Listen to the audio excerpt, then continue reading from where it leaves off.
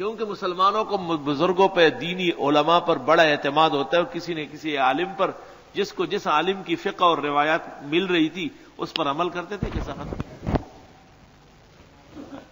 اس کے بعد کہا گیا کہ بھئی پورا نقصان نہیں ہوا حنفیوں کا، دلائل میں قوی ہیں، بہت میدان میں آ گئے۔ تو پھر کہا گیا کہ اچھا ایسا کرو کہ یہ لوگ بزرگوں کو نہیں مانتے، اولیاء اللہ کی قبروں پر نہیں جاتے، فیوزات اور کرامات اور برکات کے قائل نہیں ہے، جب یہ خود مسلمان نہیں ہے تو ان کے ساتھ مل کر انگریز کے خلاف جہاد کرنا کون سا ثواب ہے؟ تو بدعتی فرقہ وجود میں آیا۔ اخبار میں آتا ہے کہ مولوی احمد رضا خان صاحب نے اتنی کتابیں لکھی، اس تمام فہرست میں دیکھے کوئی ایک کتاب انگریز کے خلاف ہے۔ انگریز نے یہاں آ کے احسان کیا تھا، اسلامی آئین کو تس نس کیا، مسلمان شہزادوں کی آنکھیں نکلوائی، ان کو تختہ دار پہ چڑھایا، اور ایک دن میں دہلی کے اندر 40,000 صرف علماء قتل کیے گئے، 40,000۔ انگریز نے ایک قانون پاس کیا 1857 کے بعد کہ جس کا اونچا پاجامہ ہو اور سر ڈھکا ہوا ہو ان کو قتل کرے۔ 3 دن کے بعد انگریز کو رپورٹ مل گئی کہ 40 لاکھ مسلمان ختم ہو گئے، اب کوئی باقی نہیں ہے، تو فوراً انگریز کو قانون اٹھانا پڑا، قتل عام ہو گیا پورے ہندوستان میں۔ سوال یہ ہے کہ اتنے بڑے فاشی اور اس قدر مفسد اور مجرم کے خلاف کوئی کتاب نہیں لکھی گئی۔ الکوکبۃ الشہابیہ فی رد ابی الوہابیہ، حسام الحرمین، فلانا فلانا، بھئی کوئی ایک کتاب دکھاؤ مرزا کے خلاف لکھی ہوئی، کوئی ایک کتاب دکھاؤ جہاد کے موضوع پر، کوئی ایک کتاب دکھاؤ انگریز کے خلاف، یہ غزو یہ میدان، کوئی دکھا دے، نہیں دکھا سکتے۔ یہ 2 فرقے موحدین اور احناف کے خلاف وجود میں آئے، تو پھر اس کے بعد مرزا غلام احمد کو کہا کہ بیٹے اب تو میدان میں آؤ، اب تو ان میں شگاف پڑ گئے ہیں، ایک فرقہ وہ اختلاف کر گیا، ایک فرقہ یہ، اب آپ آ جائے اور یہ کہہ دے کہ دین محمدی ختم ہو چکا ہے، اب میں نیا پیغمبر آ چکا ہوں۔ سوال یہ کہ ہندوستان کے اتنے غیور مسلمان، انہوں نے مرزا کو کیسے برداشت کر لیا جو اپنے آپ کو نبی، یہ ان کے اس اختلاف کی وجہ سے لوگوں کو شک شبہ پیدا ہو گیا کہ جب یہ مسئلہ ایسا ہو سکتا ہے جیسے احمد رضا خان کہہ رہا ہے، یہ مسئلہ ایسا ہو سکتا ہے جیسے شمس الدین عظیم آبادی کہہ رہا ہے، تو ہو سکتا ہے مرزا بھی صحیح کہہ رہا ہے۔ شک شبہ پیدا کیا، شک شبہ، اور ماحول مختل ہو چکا تھا، انگریز مسلط ہو گیا تھا، دہلی کی حکومت تخت و تاراج ہو گئی تھی، اسلام کی عظمت رفتہ ختم ہو گئی تھی، مسلمان ہر طرح کی ابتری اور پریشانی میں مبتلا تھے۔ یہ 3 فرقے ہیں جنہوں نے آئین اسلامی کو روکا ہے۔ آج بھی پاکستان کے اندر جب تک ان کو لگام نہیں دیا گیا قطعی طور پر اسلام نافذ نہیں ہو سکتا ہے، اچھی طرح یاد رکھو۔ بالکل یہ 3 رکاوٹ ہے، چوتھی کوئی رکاوٹ نہیں،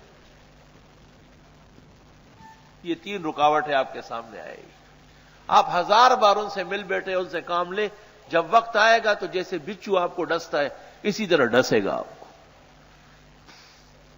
اور ان تینوں فرقوں کا وجود در حقیقت انگریز کا مرہون منت ہے،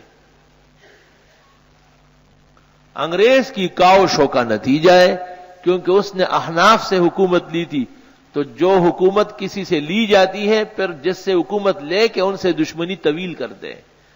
آج بھی انگریز افغانستان کے مسلمانوں کے خلاف کیوں متفق ہے؟ ان کو پتا ہے کہ یہی ہم سے حکومتیں چھیننے والے ہیں اور یہی اسلام کی عزت برقرار رکھنے والے ہیں، جو دشمنی اس وقت تھی وہ آج بھی برقرار ہے، اور یہود و نصارہ سے مسلمانوں کا کبھی اتفاق نہیں ہوگا۔ ہم ہر نماز کی ہر رکعت میں فاتحہ پڑھتے ہیں اور اس میں آتا ہے غیر المغضوب علیہم ولا الضالین۔ ناممکن ہے کہ کسی طریقے سے بھی یہود و نصارہ کو برداشت کر لیا جائے۔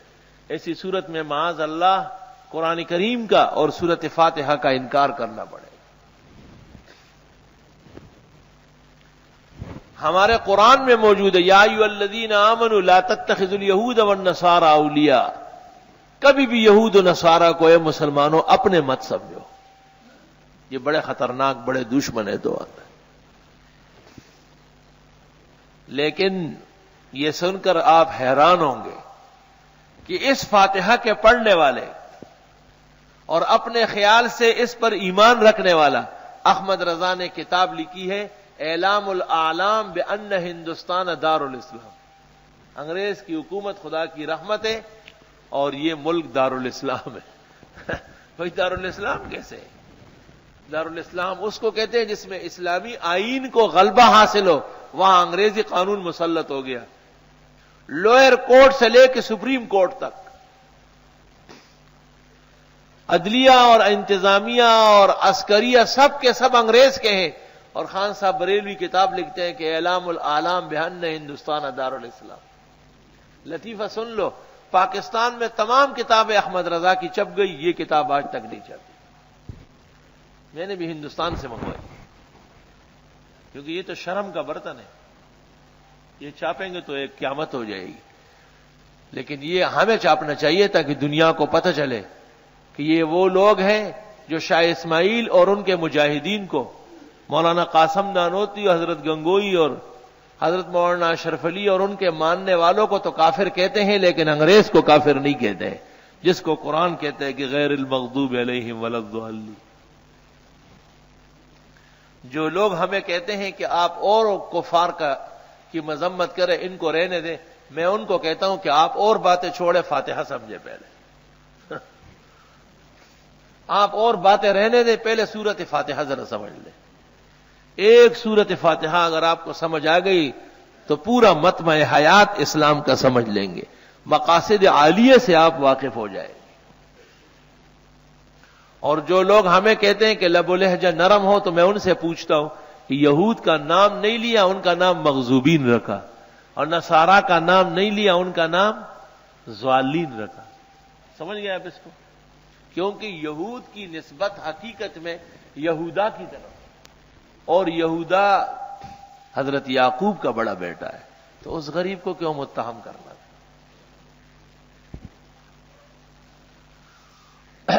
اور نصارہ کی نسبت انصار عیسیٰ کی طرف ہے، من انصاری الی اللہ، یا اس بستی کی طرف ہے جس میں حضرت عیسیٰ پیدا ہوئے، ناصرہ۔ تو وہ دونوں نام ہٹائیں، جیسے آپ کہتے ہیں مبتدئین، منکرین فقہ، کیوں؟ اہل الحدیث کہہ کر اندیشہ ہے کہ ائمۃ الحدیث کی روح کو صدمہ نہ پہنچے۔ ہم نے پہلے تدریب جلد ثانی کے حوالے سے طے کیا کہ اہل الحدیث ہم ائمۃ الحدیث۔ یہاں آپ کے سامنے کھڑا ہوگا، صفا صفا لا تری فیہ عوجا ولا امتا، آپ سے کہے گا میں اہل حدیث ہوں۔ آپ اہل حدیث نہیں ہیں جو بخاری، ترمذی، مسلم سبقاً پڑھ رہا ہے۔ ان سے پوچھا تم نے کون سی حدیث پڑھی؟ لا صلاۃ الا بفاتحۃ الکتاب۔ پوچھو یہ کس سے روایت ہے؟ پتہ نہیں۔ کون سی کتاب میں ہے؟ یہ معلوم نہیں، بس بخاری شریف میں، بخاری شریف میں۔